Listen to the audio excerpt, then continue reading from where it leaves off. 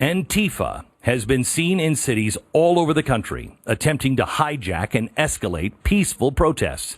One suspected Antifa anarchist was sought by Pittsburgh police for being part of a group that actually started the city's riots on May 30th. He was turned over by his parents soon after.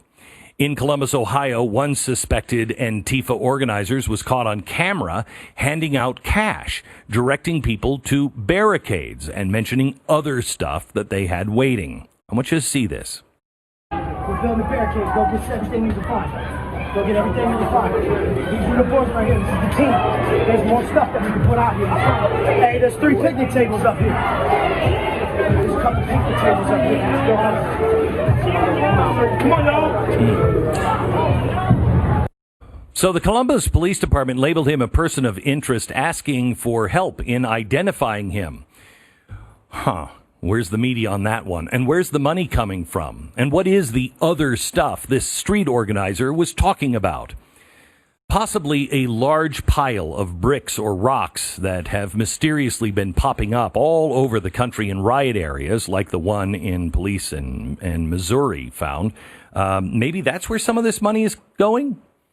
This has been happening all over the country. Some have been proven false, but others are still unexplained. Where is the media? In Dallas, bricks were used to assault police officers. Stacks of bricks were used to assault these officers, like this one. They were found in multiple areas where the protests were planned.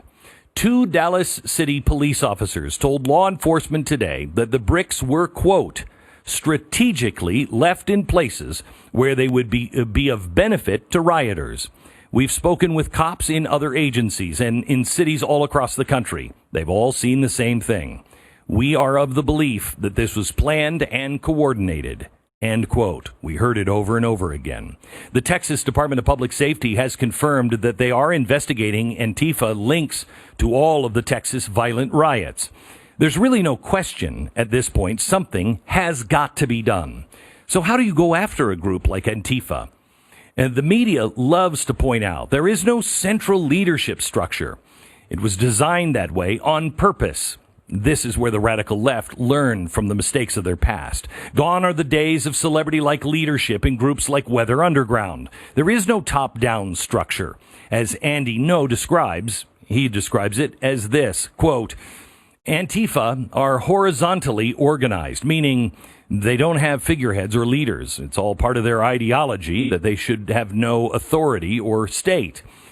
Mistake to then assume that this means that they have no organization. It's just a different type of organizing media, and one that people are not used to.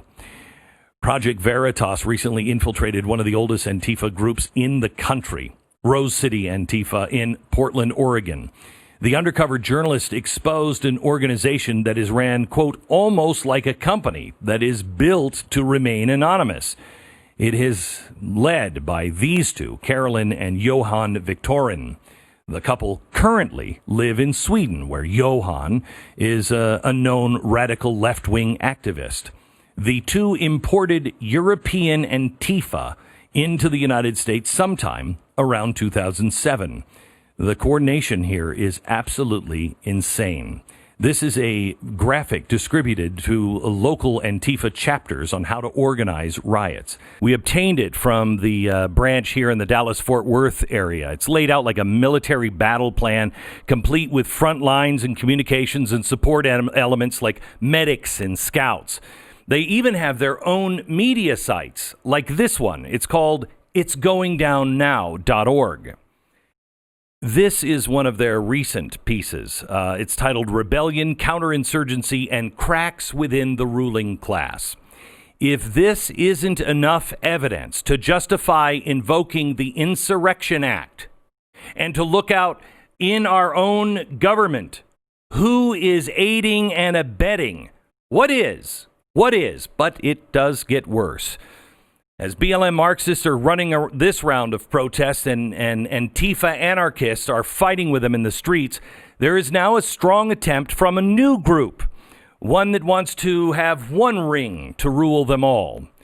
If you remember the video that I showed you at the very beginning of the show, the one that twisted the song lyrics that said, "Kill your masters," here's another post from this lovely group. With the founding of groups like the International Revolutionary People's Guerrilla Forces, it is clear that this is the time for anarchist revolutionaries to act without hesitation.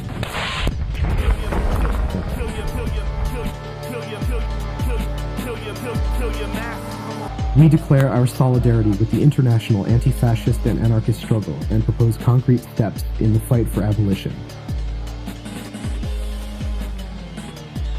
Revolutionary abolitionists must fight hand in hand with those facing oppression.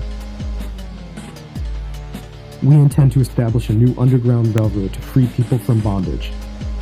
By building revolutionary self-defense networks, connecting them to one another, and developing militant strategies in our neighborhoods, our network will create the capacity to destroy state power and defend our communities.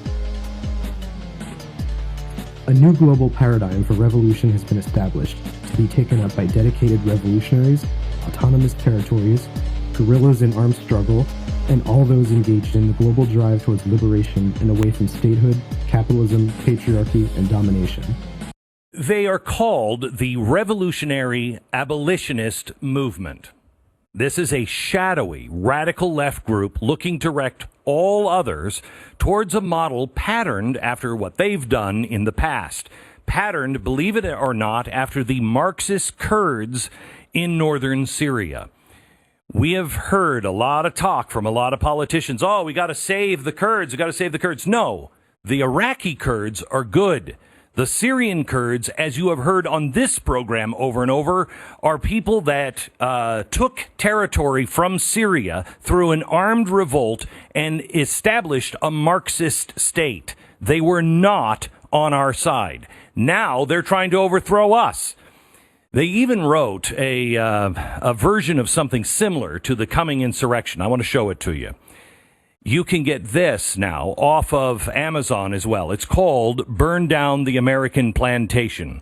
They specifically mention the Marxist Kurd revolution and how it, and I quote, charts out an insurgent direction for anarchists organizing today. Oh, well, perfect. The Syrian Kurds were successful in an armed uprising that resulted in successfully seceding from Syria, utilizing their Marxist ideology. Their goal was to secede as much territory as possible before full-on declaring their own nation. Have you seen just what has happened recently in Seattle?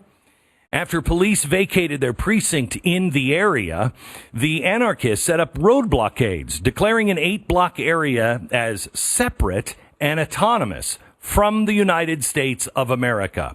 You are entering a free Capitol Hill. You are leaving the United States. Some people have been blowing all of this off. The media will not report any of this, but this is exactly what is going on and what they have been planning. They have written books about it.